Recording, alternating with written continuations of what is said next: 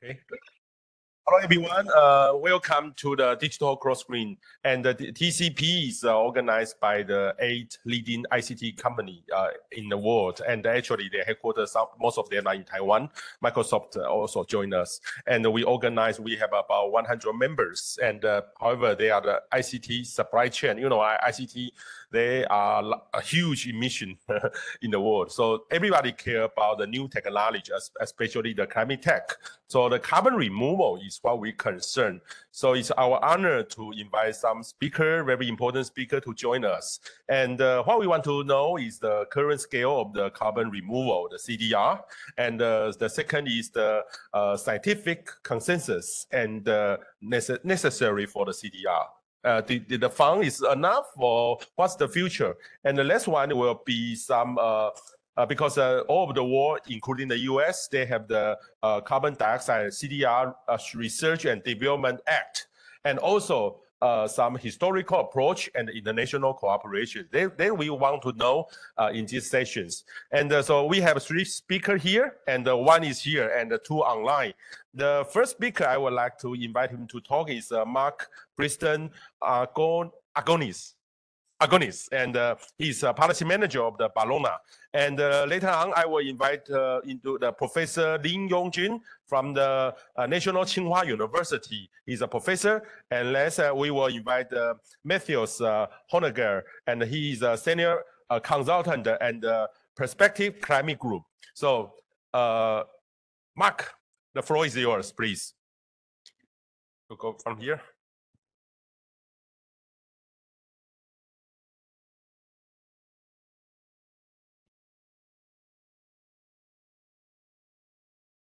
Great, thank you very much for the invitation. So a quick introduction to Bellona. We're an international climate NGO. We work in, we have an office in Oslo, 1 in Brussels, 1 in Berlin, 1 in Vilnius. I work in the Brussels office, working mostly on EU climate policy. And I'm going to give you a bit of an introduction to carbon dioxide removal. For some of you who've already seen a presentation from me, it's not going to be very new, but it's still very important to have the basics, because this is a conversation which is in many ways just starting, at least from a policy discussion. So I'm going to introduce some basic principles for us to have a further conversation on how to engage with removals in a policy sense. Let me see if this works. Yes. So firstly, why are we talking about carbon dioxide removal? Why do we need it? So the first reason is quite clear. Emission reductions are falling short.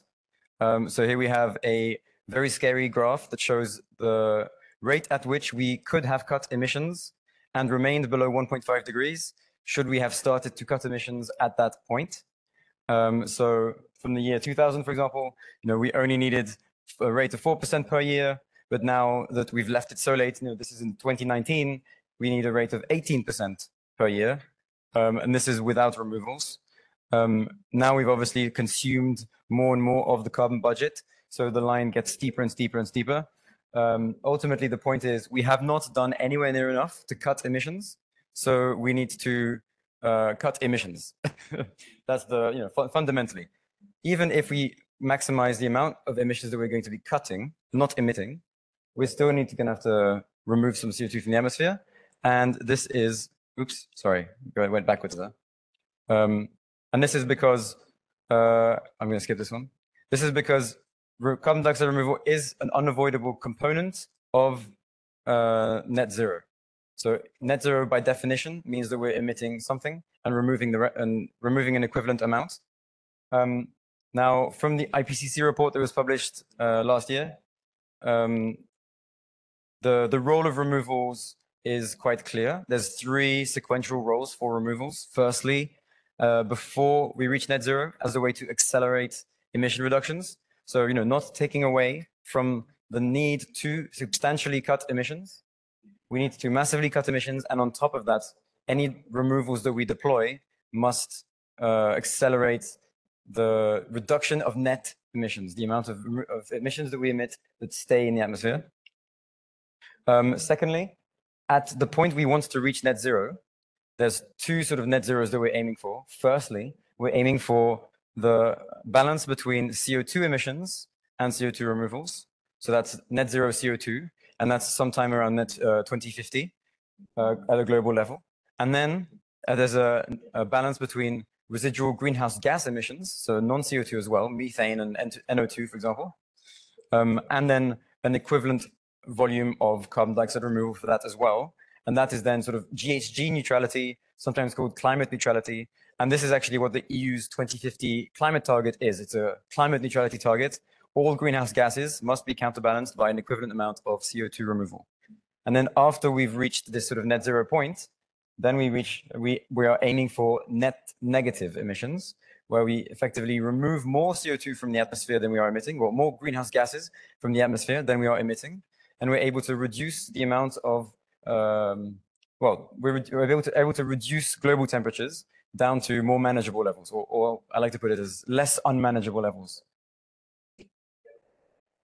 So what exactly is carbon dioxide removal? So now I'm going to give you a bit of an explanation of 3 different types of climate action. So we sometimes come across these terms. It's not necessarily clear how they're different from each other. CO2 avoidance comes up quite a lot.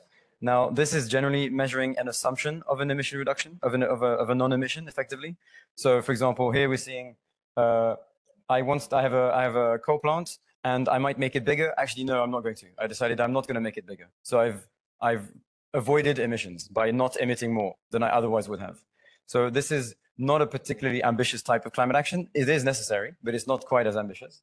Then we have CO2 reduction. And this is where we have a measurable change from the year before. So here, for example, I have a coal plant, and I don't know, I reduce the output. I reduce the amount of coal power I'm generating from it. Or I install CCS on it, I managed to capture 90% of the emissions, whatever.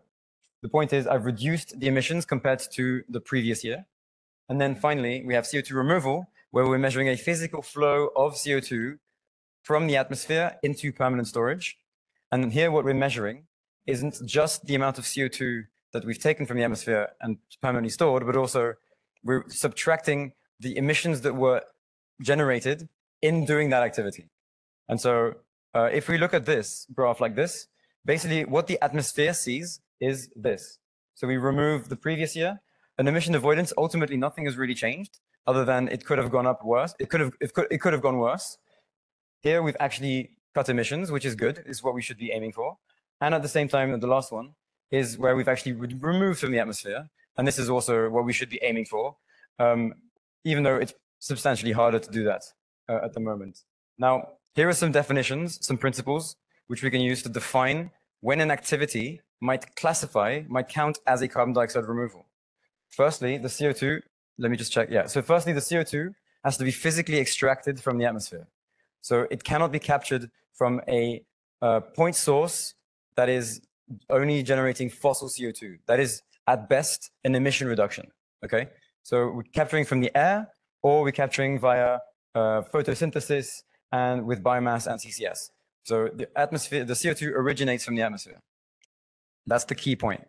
Here are the 3 examples I mentioned. The extraction is done via the biomass for these 2 projects. Here it's done via chemicals, with the chemical process. Then the second principle is that the CO2 we extracted from the atmosphere, we're permanently storing it away. And here it's key that we use the word permanently. It is really the CO2 should never come back out.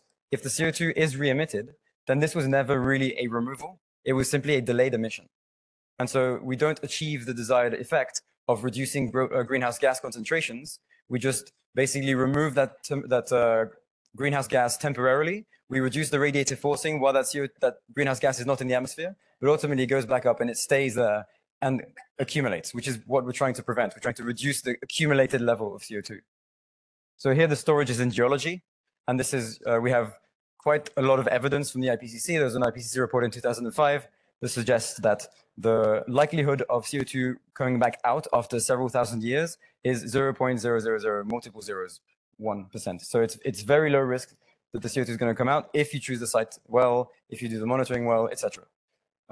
Now here for the forestry example, the storage is also the biomass. So it's the capture mechanism and it's also the storage mechanism. The challenge is that generally the risk of reversal is much greater with biomass, simply because it's a shorter carbon cycle. it's more exposed to disturbances. There could be a forest fire, a drought, whatever. It's much more likely to come out again. It is theoretically something that can permanently store carbon, but it requires ongoing management. So even though CCS-based removals can be more expensive upfront, if we look at the long-term effect of having to continually manage a natural sink, it does become much more expensive. The third principle is what I was alluding to earlier. All of the emissions associated with this process of capturing from the atmosphere and permanently storing need to be included in the emission balance. And so here we can be talking of the emissions from power generation, from transport, any leakages that occur, etc. Those need to be accounted for and then subtracted from the gross removal that we've done. And then finally, and this is kind of, I guess, obvious, we need to be removing more CO2 from the atmosphere than we have emitted greenhouse gases, so that we achieve a net removal. We achieve what we're actually aiming to do, which is we're reducing the amount of CO2 that was in the atmosphere before we did this project.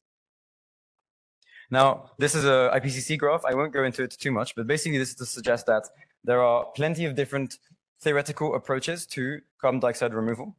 And the IPCC historically had gone towards a sort of technological versus nature versus sort of approach of splitting these approaches.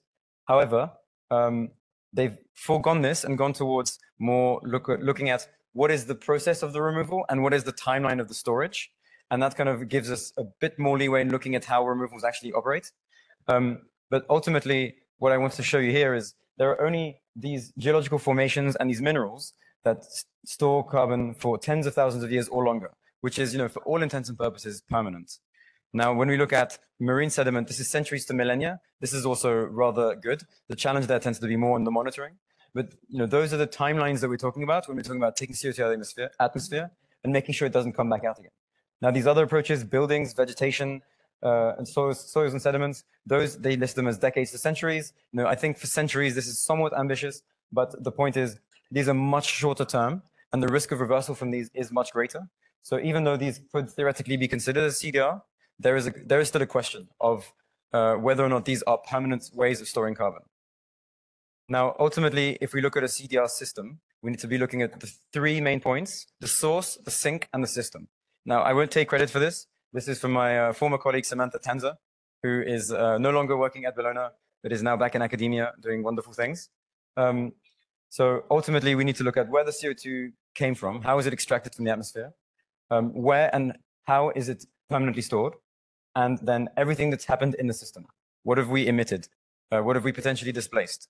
Those are important questions to look at. If we're building, for example, direct air capture in a place where there's dirty grids, there's very high carbon power generation, that's not likely to be a positive outcome. I'm going to skip through this. This is a visual way of representing the principles I've shown, looking at the first and second principle. So does it come from the atmosphere? Is it permanently stored? Now, this is a typical emission. So we take the carbon from the geosphere, we use it in an industrial installation, and we emit it. Here, we've added the extra step. We sometimes hear about capturing CO2 from an industrial installation and making fuels.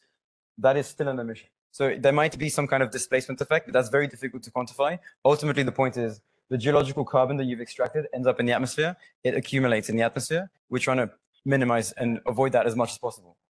Emission reduction is when we take it from the geosphere, and then we use it in industrial installation, and then we don't actually emit it in the atmosphere. We put it back on the ground, and ultimately we haven't, in this theoretical example, which you're going to imagine is 100% capture, there is no emission in this, there's no CO2 that's emitted.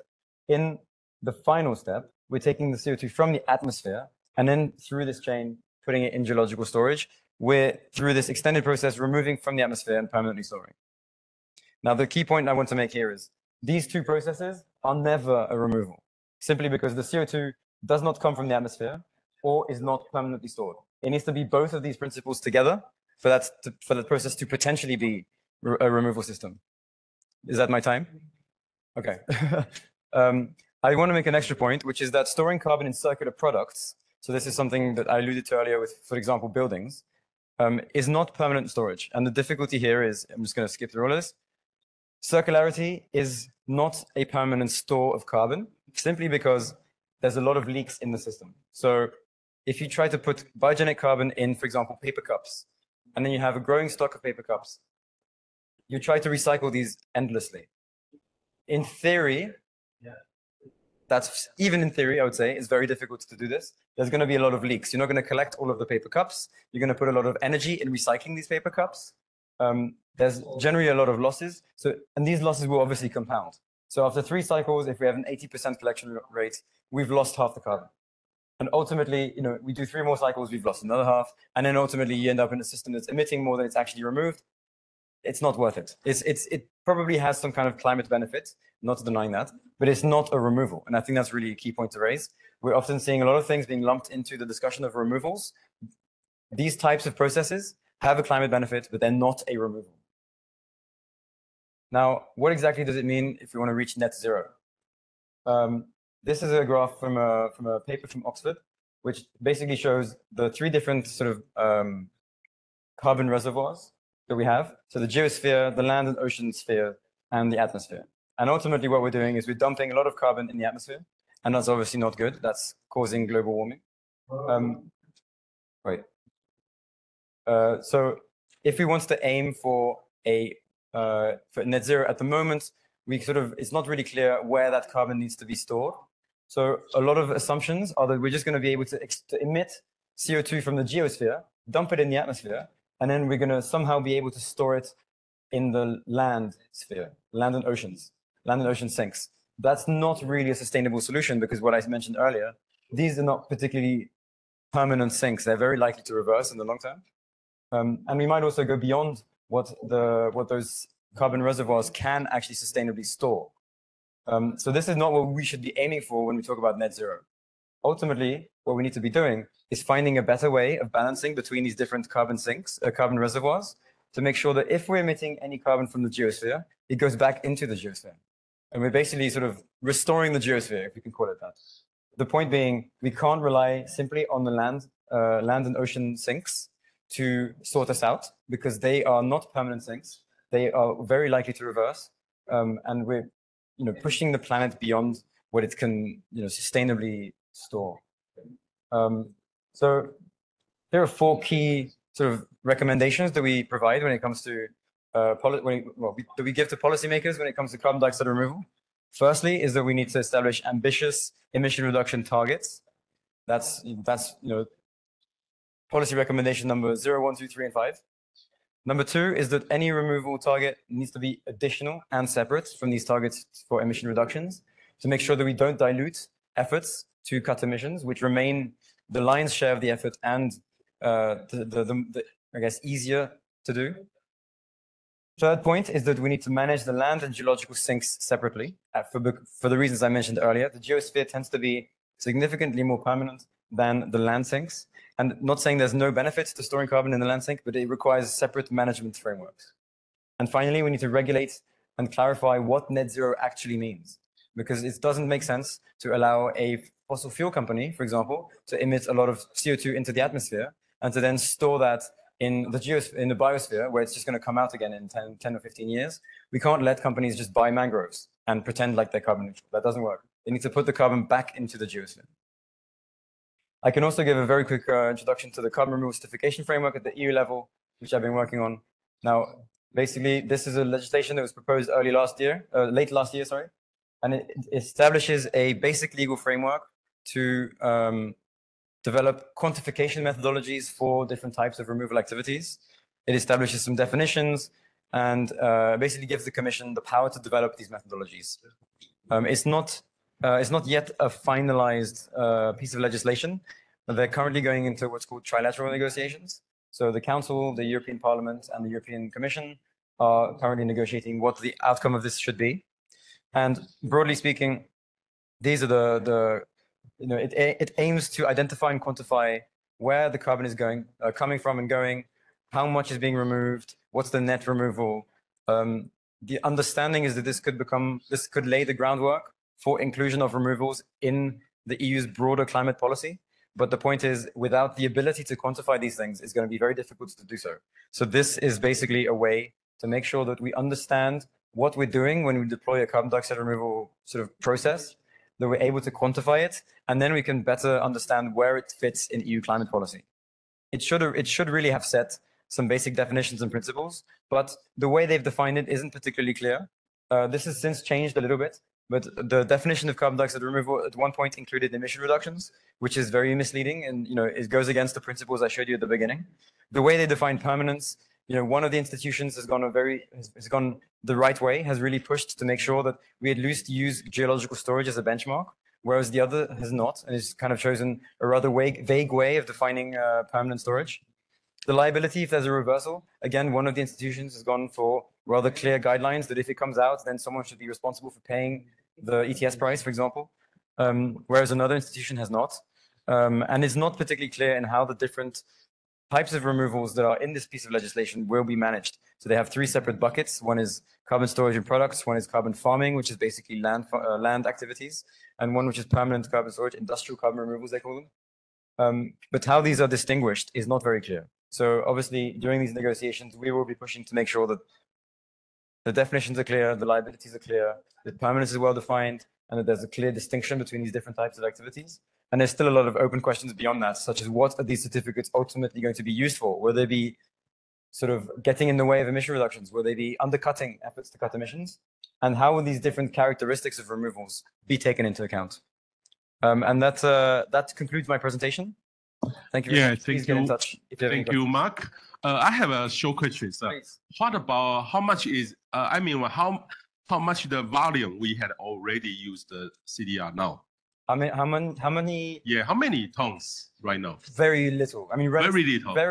Relatively, very little. So I think at the moment, the state of CDR report, which was published earlier this year, I think, or maybe late last year, estimated about, I think, 2 million tons of novel CDR, they call, which is basically BECCS and DACS and some early other approaches, but very, very small volumes of CDR at the moment. So is a problem of the scientific problem or certification problem? I think the challenge is that the process of capturing CO2 from the atmosphere and then permanently storing it away is very expensive. It is very difficult. With reason. I mean, physically what you are trying to do is reverse what we are doing at the moment almost by accident. We're using fossil fuel energy and it releases CO2 as a byproduct, as as a side effect of us generating energy. And here what we're trying to do is pour energy into reversing that process. So obviously that's going to be much more difficult. And this is, again, why we keep pushing on the fact that even though we do need removals, it's very clear we need removals, it will necessarily have to play a small role overall, simply because it is more difficult than just not emitting in the first place. So technicals, certifications, and commercialize. So how many years we will take to reach that? I mean, that's difficult. At the moment, so for a long time, this has been a largely academic discussion and very theoretical. And now we're starting to see real projects come up. And in having these real projects come up, we're sometimes coming across very real technical challenges. So, for example, the Climeworks project in Iceland, they had a small project that was removing 4,000 tons per year. It was, it's tiny volumes, but it is the first of its kind, and it's a pilot project, so it's normal to have these very low volumes. And in moving towards the bigger project, which is almost 10 times larger, they've encountered some engineering challenges which they weren't aware of. And this is what we kind of need to be doing between now and sort of 2030. We need to be deploying these projects in a controlled manner, in a bit of a sort of sandbox, to make sure that we can actually understand how they work, how we can quantify them, what the challenges are in deploying them, those kinds of sort of issues that you'll only really encounter once you actually start building these things.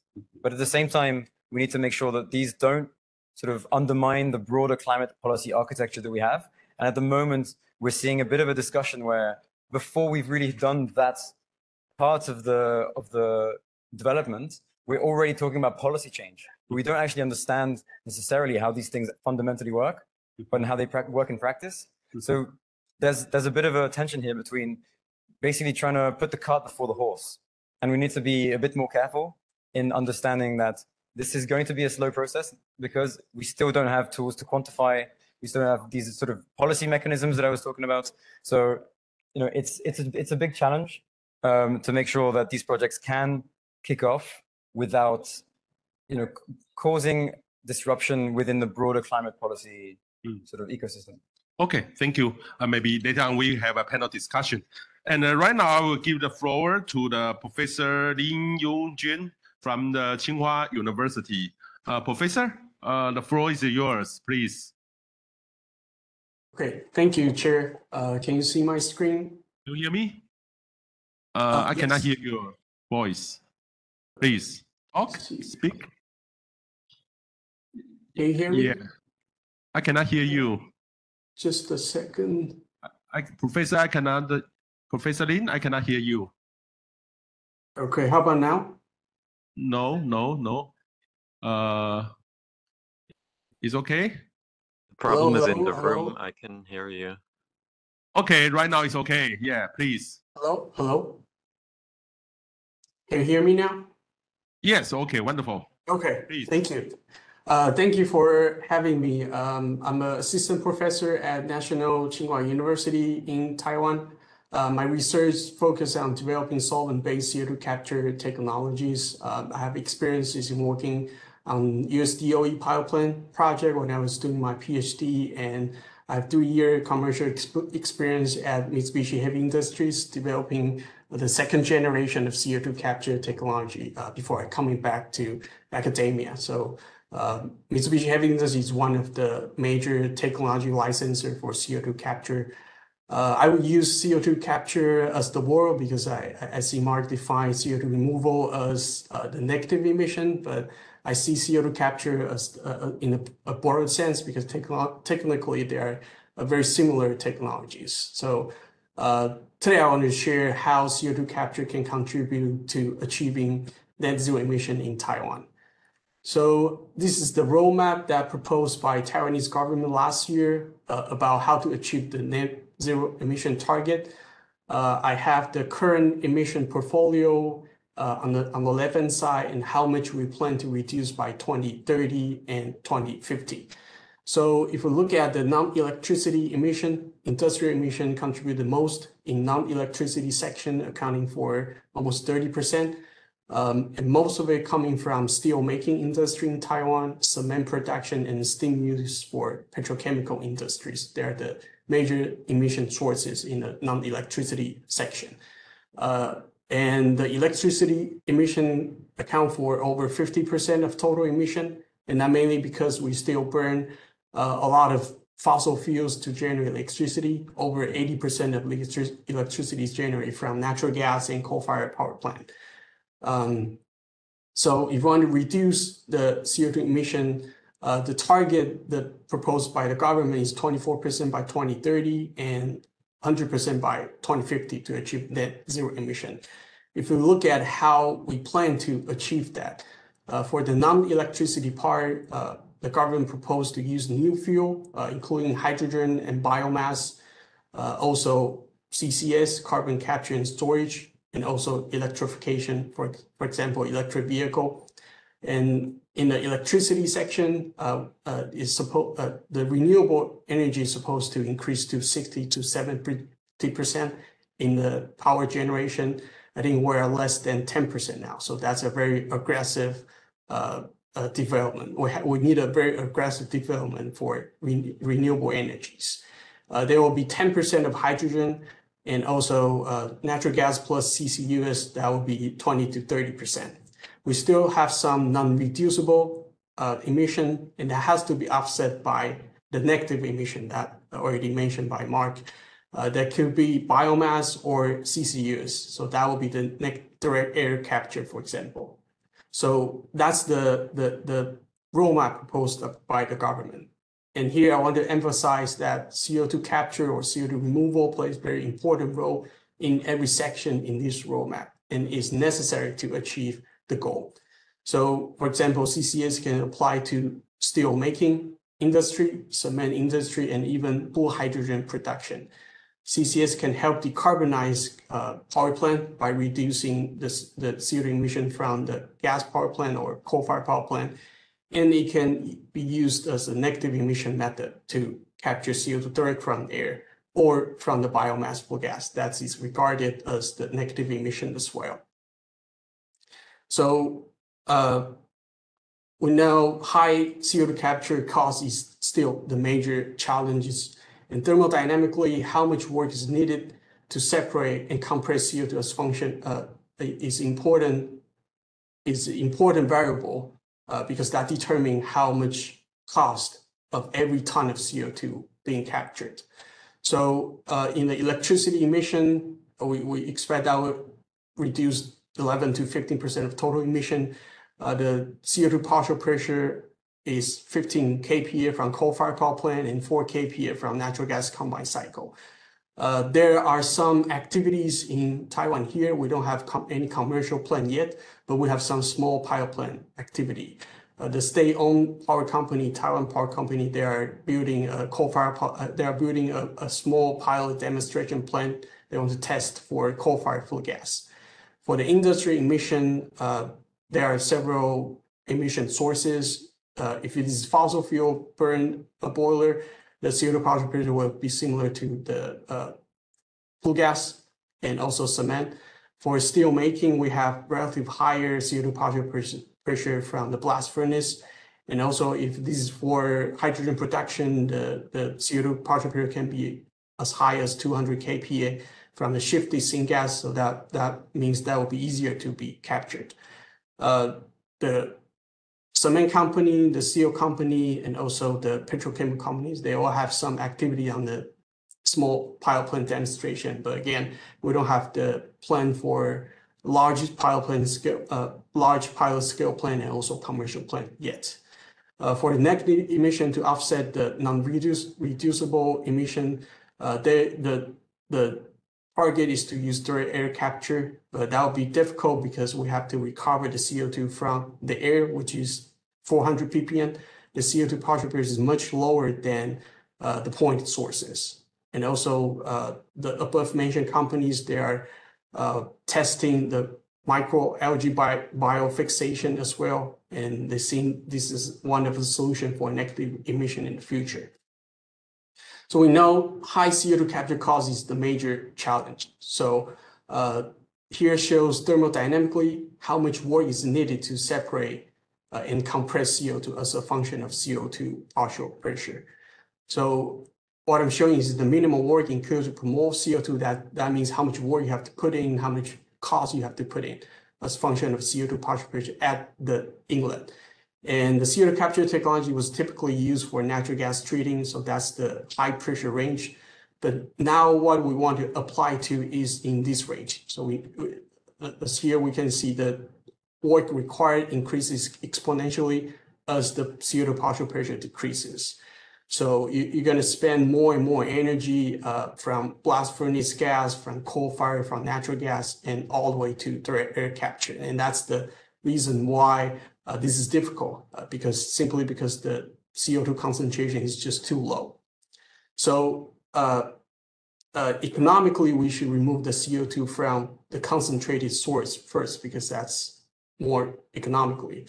And it wouldn't make any sense to do CO2 capture while we're still emitting concentrated CO2. So I don't think that's a choice of one or the other. That's what we should do different things at different stages. So to look at the challenges in Taiwan here, I think we need more aggressive regulation policies.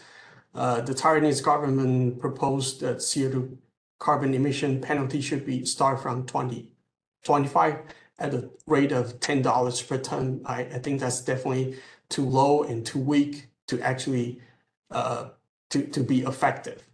And I think we should use the carbon trading system similar to the EU system to actually guarantee the carbon emission. Otherwise, some companies might simply just pay the tax and get away with it.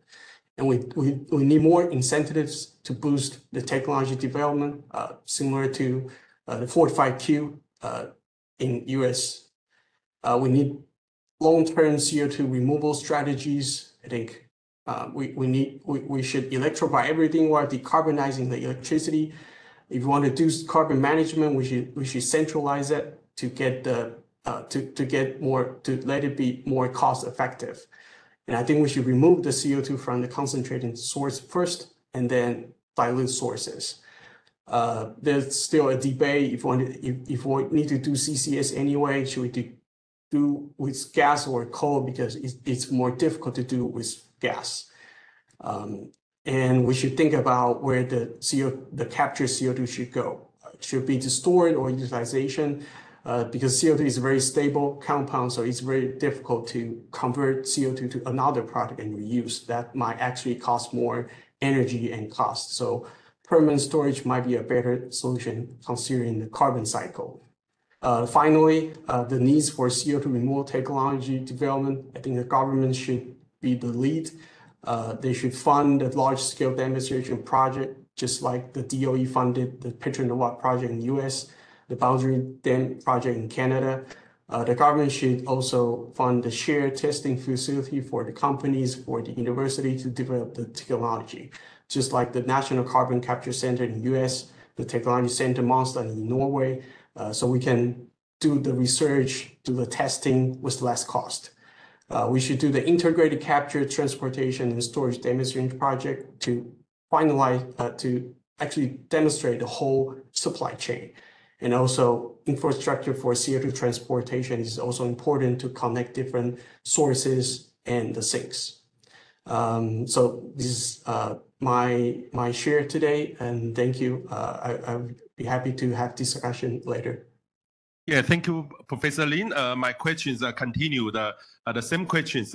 Right now is only the pilot study research only in Taiwan now, or what's the volume right now?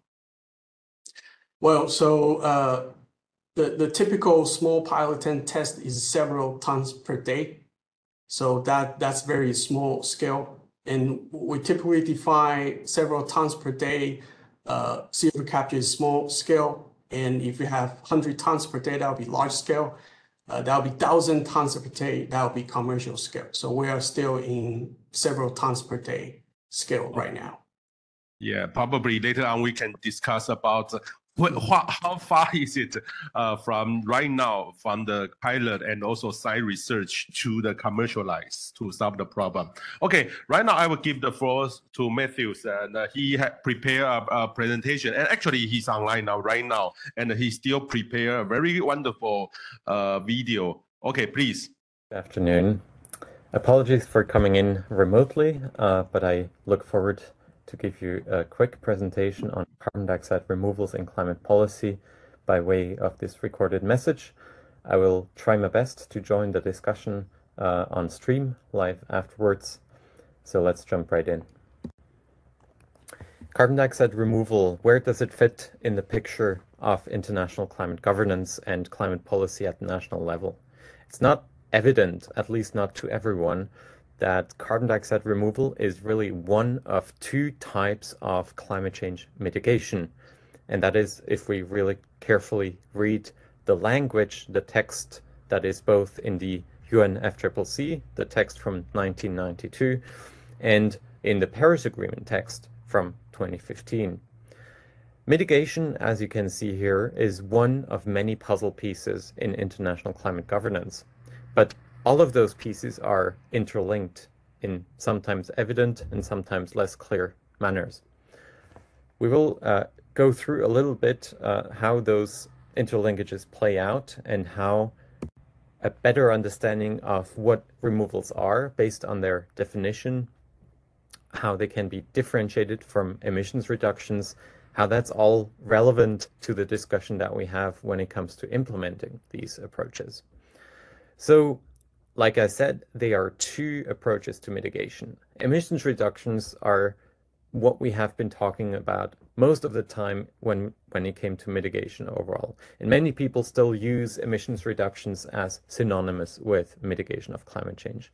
But I want to be very clear that all the provisions in the Paris Agreement and in the UNFCCC texts that speak of the mitigation of climate change also pertain to and include CO2 removal or carbon dioxide removals and removal of the other greenhouse gases that are under the mandate of the UNFCCC. And what does it mean to do a CO2 removal or to achieve a result that is a CO2 removal? It means that the ton of CO2 or the molecule of CO2 is taken from the atmosphere and put into durable storage away from the atmosphere. Of course, there are debates what durable means, but let's just take that at face value for now. The background of the recent emergence of this topic is, of course, the International Intergovernmental Panel on Climate Change's assessment that speaks very clearly about the need for carbon dioxide removal or the removal of other greenhouse gases to meet, for example, a net zero milestone sometime in the second half of the century or by mid-century, depending on, well, also the geographical scope, whether we talk about a global scope or about individual national pledges.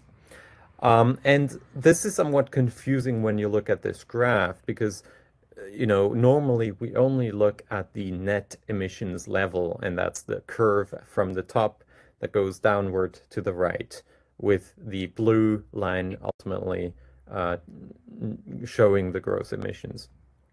But actually what's interesting is not just the difference between gross emissions and net emissions. So net emissions being the line that goes down to cross the zero, roughly 2/3 of this figure.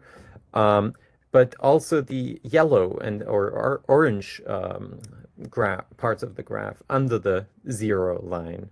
And that represents essentially the scale of removals. And you can already see, oh, interesting, we're already seeing significant removals. But, and this is an interesting challenge, there has been just a paper published in Nature a few days ago that looks at this. This is, of course, removal on land, on forest, on managed forest land primarily, which is being considered for the purposes of the accounting here as a anthropogenic removal, and so contributes to reaching this net zero point. However, much of this is basically debatable to which extent that removal is even man-made, human-made.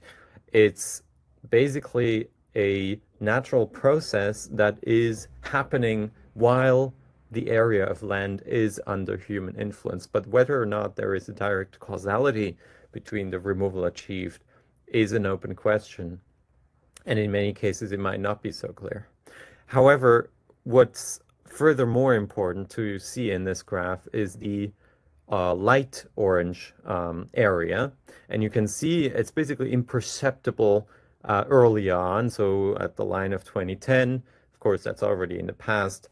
It's essentially not visible, and it only starts to become visible later in the later decades of this century, though it already starts to grow. If you were to zoom in, we would see that already today. So this is here bluntly called other removals, and so this is an umbrella category for all sorts of approaches, including, for example, combinations of bioenergy utilization with carbon capture and storage, whereby the biomass representing a sort of climate neutral source of carbon, if it is being stored, it actually achieves a net overall removal from the atmosphere, because of course the biomass itself had taken CO2 as the plants grew, had taken CO2 and embodied that CO2, and when you transform that biomass by burning it or otherwise transforming it, and you capture the CO2 from that and store it permanently, then you have overall a net negative emissions flow. And there are other approaches you might have heard of, such as direct air capture with geological storage, DAX, or enhanced weathering, application of biochar, and a few others that are being considered, but that yet aren't really perceptible in terms of their contribution. Now, this is another look at this, and you can see here the differentiation being made into BECCS as a broad category, biochar, and other quote-unquote novel CDR approaches. Biochar is, of course, a curious one because it's in no ways really a novel approach. Biochar has been used in agricultural production for centuries at the very minimum. So it is only a novel approach insofar that it is now being considered to contribute more substantially to carbon dioxide removal and thus to mitigation of climate change. So how mature is BECCS? Well, there are plans that are already operational. Now, certainly you may have heard of DRAX, it also in context of some controversy. DRAX is essentially a transformed coal power plant that is now running on biomass. It has been in the media for actually using biomass, in part also from the US, for limited biomass supply in the UK itself. And as such, is of course, has been questioned whether that is a sustainable practice. I don't know the details about that, but I can tell you that this is just one of many possible applications. Concretely, what I have been hearing and seeing also, for example, in Switzerland, but also in Sweden, is really this equipping of an existing biomass processing facility using biomass that is already in use and equipping that with CCS capability. So really doing nothing to the bioeconomy and leaving that untouched. Stockholm Exergi is a plant in Sweden which produces both heat and district heating based off of, in my understanding, really quite sustainable amounts of biomass. But of course, the devil always lies in the detail. And there have been in the past quite strong debates around the ethics and the governance of removals overall. And that is, of course, still at a very aggregate level, but in some cases we can learn from that aggregate discussion also when it comes to setting more specific guardrails for doing these kinds of activities. And I wrote with colleagues a paper a year ago on governance principles for carbon dioxide removal. And what it tried to do is really situate this topic of CDR in the broader landscape of environmental and climate governance, as well as other international norms, in order to give structure to those debates and help make them perhaps more productive. So this means to situate CDR within the context of raising mitigation ambition, the context of and the need for international support and cooperation, the need for environmental integrity through correct measuring, reporting, and verifying of the results, for example. It is also in the context of equity and sharing fairly the efforts that we need to do at a global stage, but also within countries. Recognizing also that these decisions on climate policy implementation are at the national level and thus need to be nationally appropriate. The need for public deliberation and participation as appropriate, especially when it comes to decisions at the local level for new infrastructures and installations, but also, of course, to the bigger role of various approaches to achieving mitigation targets and what those targets should be. Sustainable Development Goals, the 17 goals, set a very broad range of normative endeavors and visions to pursue, to which carbon dioxide removal should be contributing. A duty to prevent transboundary harm, which is in particular relevant for the open systems approaches that I didn't really talk much about, but you know, there's quite a bit of growing attention on ocean-based CDR. A need to keep the long-term needs in mind, and so to prepare also for the future situation, for example, of having to reach net zero, so not just reap the low-hanging fruits, but also do that, of course, for quick action, but also then prepare for the long-term needs. And take action so that there is no over-promising, but also no under-delivery. So to follow promise, pledges with real action, and to expose, from a country point of view, formulate pledges and targets in such a manner that they can be scrutinized, expose that to the public by specific targets that one can pick apart and understand whether or not a country is on track. That is an absolutely essential component of making sure that we stay the course. Baseline and credit carbon markets are a potential tool to accelerate transparency. Consistent MRV approaches are important for this. I won't go further into detail, but you might know that this COP is hopefully overseeing the adoption of comprehensive rules, both for methodologies in general, but also for the removals in particular. So the key points are CDR is a form of mitigation. The science says it is absolutely essential that we move and move fast on CDR. CDR is a very heterogeneous and complex ensemble of approaches. BECS may be more than what it might seem at first glance. Carbon markets can offer MRV approaches.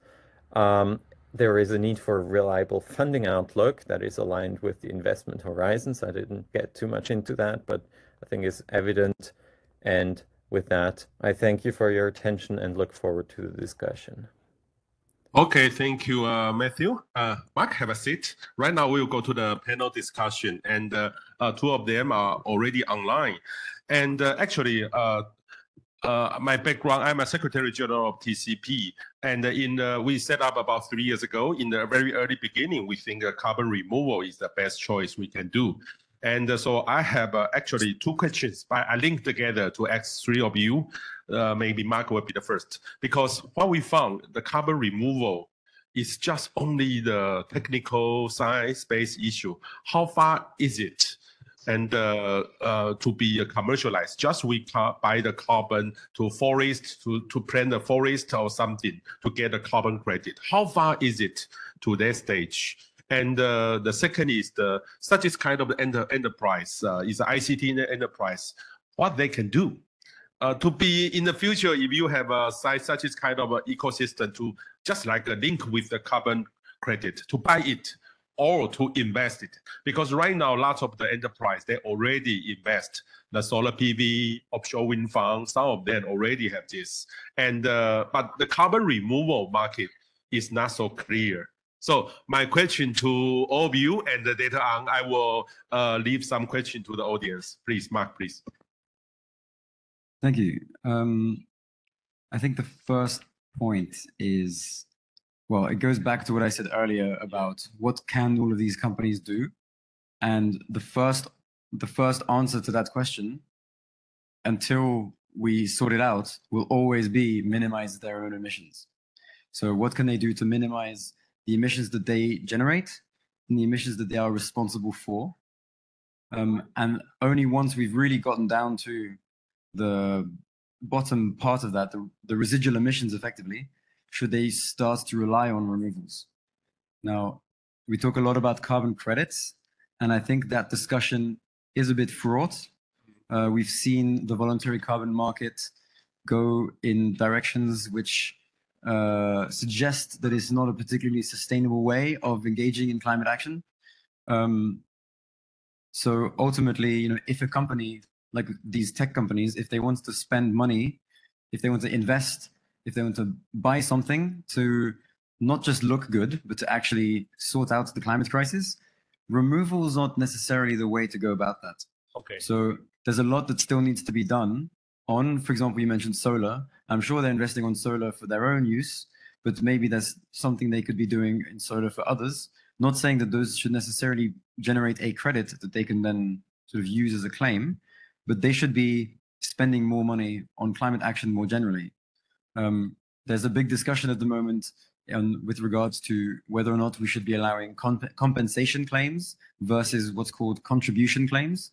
So a company can spend money, and instead of trying to seek out the greatest amount of credits so that they can then make a net zero claim, that they can spend money and try to generate the greatest climate impact that they can with that amount of money, and then they can say, we spent X amount of money trying to minimize the climate crisis. That, to me, seems a more transparent way of spending money. It avoids a lot of the discussions around greenwashing. And it also enables that money to be spent in perhaps more creative ways that are perhaps more important than trying to get 1 ton of credits. Say, if we invest money in grids, for example, then we're not necessarily able to generate a ton of credits, but the impact of having that grid is probably much greater than that. So we need to be a bit more creative in the way that we think about how companies should be spending their money to and not just look good on climate, but to actually achieve an outcome on climate. So right now, the capital market is mature enough, just like we invest solar PV, right? Is mature enough to do that, right? I don't know. I mean, I'm not really well placed to comment on the solar market. But at least from a sort of a carbon accounting perspective, a company that emits X amount of CO2 and then chooses to buy X amount of removals to counterbalance, or just credits or whatever, it's not necessarily going to all add up in the system, because we need to achieve net zero at a system level, not just at a whole bunch.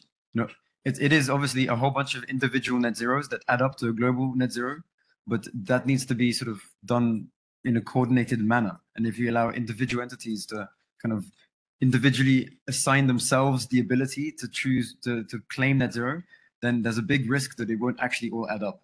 Okay, thank you. I'll give the floor to Matthew, please. Yes, thank you. I hope you can hear me well. So one of the things that I touched on in the presentation is this need to keep the long-term needs in view also. And so this is perhaps to slightly contradict, but perhaps just add to what Mark just said. I think, making sure that everything adds up today is one thing, but actually if we manage, if there's a will in the private sector to fund some of these extremely, at the moment, very high cost CDR approaches that, in contrast to land-based mitigation approaches, might have a much more credible outlook for permanence and actually achieving removals, I think that is a good thing. So that isn't a statement whether or not one should do that through compensation claims. I'm a bit more agnostic on that question, but I do think that there is an important avenue here to open up. And if the choice is between afforestation removals versus someone willing to pay several $100 for a inherently permanent CDR result, I would go with the latter, because that is, in my mind, at least when you look at the financials, a clear demonstration of a willingness to advance things quite rapidly at this point. And I mean, the question started off about where we are at in terms of commercialization and opportunities. I think that's where now is going to be a lot of movement in the markets. We've had, these early movers, Stripe, Microsoft, etc., with their advanced market purchase agreements, and they're still out there looking for high quality projects. So that is still a big opportunity for early development stages. It will be interesting to see what happens when the volumes actually increase, whether or not those buyers and additional buyers hopefully coming in would sort of keep up with additional offers on the market. So that's something I think we need to watch out for over the coming few years. That's going to be very dynamic because, of course, the starting point is still extremely small when it comes to some of these technological removals. So I think the market dynamics we have yet to see, but I do hope that also with the increased scrutiny in voluntary carbon markets flowing from some of the more challenging land-based or forestry-based credits, I think that scrutiny might be actually a force for good in driving more buyers towards some of the higher cost, at least at the moment, types of approaches that might have a greater chances of really demonstrating clearly CDR results. And so I do hope that this opportunity actually manifests, and I'm rather positive, actually. Yeah, I'm wondering the funding from the government, international cooperation is not enough. Is very far behind with your perspective. I'm wondering is very far behind the Rio, right?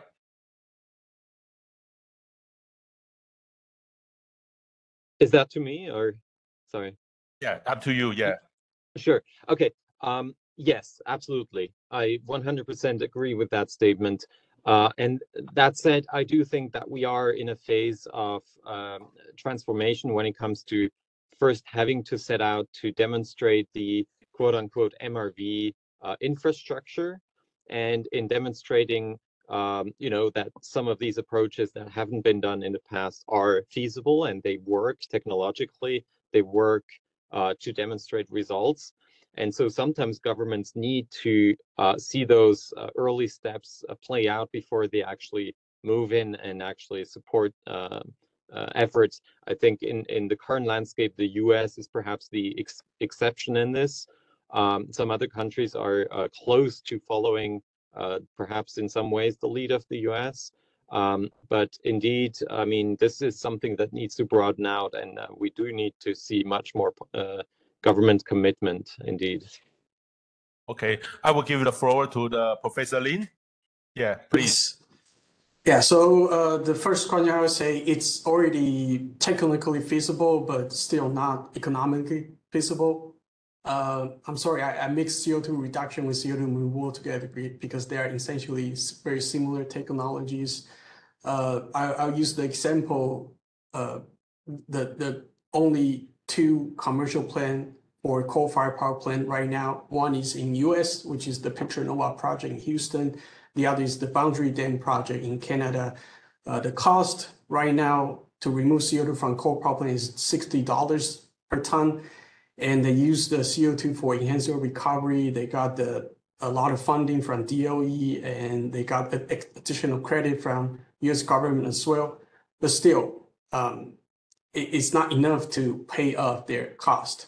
Well, I believe they should have positive profit, but there's always, if you want to capture CO2, you really need enough incentives, or the regulation, the policy regulation should play an important role to drive the whole technology to move forward. Or otherwise, no company will initiate these CO2 capture technology. So I think for the whole world, for Taiwan, I think the government plays a very important role, and for two purposes. One is to drive the technology to move forward. The other to have an actual regulation.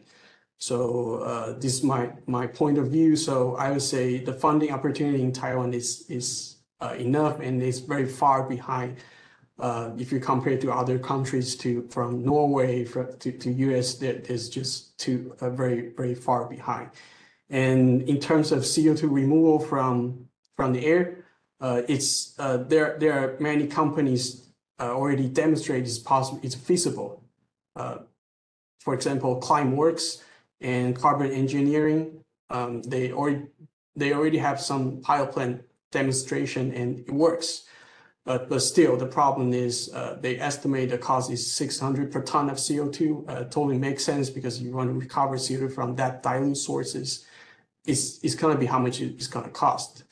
So yeah, the key, I just want to emphasize, is technically feasible, but not economically feasible yet. And it should be driven by the policy. Thank you. Yeah, what about linkage between your side and to the global? For example, the Mark and the Matthias. What's the linkage from Taiwan society, your science space, and with the international? Because I found Mark and the Matthias, you have very strong link with the UFCCC, the certification in the future, right? So for our local side, we should follow such kind of procedure. Yeah, Professor Lin? Yeah, I think we definitely should do that. So I think one thing, so I'm working with the steel company in Taiwan now, even though we don't have any regulation yet, but they are very active in want to develop this technology. And the only reason is that they sell their steel to the Europe. And EU now they are going to have the broad tax policy, so they will be affected even though we don't have any regulation yet. So we are effective passively, and I think we should do something connect to the world by our initiatively as well. So I totally agree with that. Okay, thank you, Professor Lin. I will open the question to the audience. Anyone have questions or comment? Hi, I'm Dorothy from World Trade. The Taiwanese World Commercial Chamber of Commerce. I just would like to share with you actually that even Professor Lin didn't mention about that the first CDR project, I mean, from biochart is going to be realized from February of next year. Actually, the machine has been ordered, but it's for biochart. So it's not something related to carbon capture storage in Taiwan that Professor Lin has been mentioned. But I'm very interested about what is going to be happened for the certification process for biochart, actually, because it's really different from what I've done before over the past 20 years that about emission reductions. So, and actually, to my knowledge, then to my research now, that certification company or even certification from the laboratory are very, very different, and it costs a lot. So, what you guys, Matthew, and also our ground that you're going to recommend us what to do? Please, Mark. I'll start. Would you want to? Sure. Okay. Go ahead. So on biochar, as you say, it's not the same process as with CCS, as with biogenic CCS or direct air capture with CCS. It's the only similarity really is that the extraction from the atmosphere is the same. Then the storage medium is obviously very different.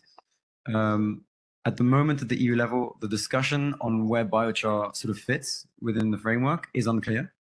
So our position on this is that at the moment, the evidence that we've seen does not suggest that biochar is as permanent a carbon store as geological storage is, or as the mineralization of CO2 might be. There is a growing body of evidence that is pointing in that direction, but from what we've seen, those studies have been mostly lab test results. And there's, for some reason, an aversion in the biochar industry to open up this discussion towards real life deployment and real life sort of lab, real life tests, so field tests. This is an issue that we've raised a few times. We had this discussion within the European Commission's expert group on carbon removals. And this is in stark contradiction with other approaches like enhanced rock weathering, where they are very much following that route of doing field tests and trying to really determine the risk of reversal via enhanced rock weathering, what the monitoring difficulties might be.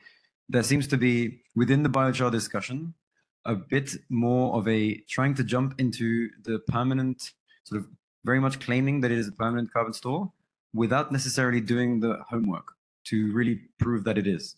And it's not to say that it might not be, but the point is that there is still a few sort of steps that need to be done for us to be confident as environmental organizations to endorse a technology which at the moment does not have the sort of scientific backing to generate a carbon credit that one is going to be purchasing to counterbalance an emission of CO2 that will stay in the atmosphere for several centuries, several thousand years.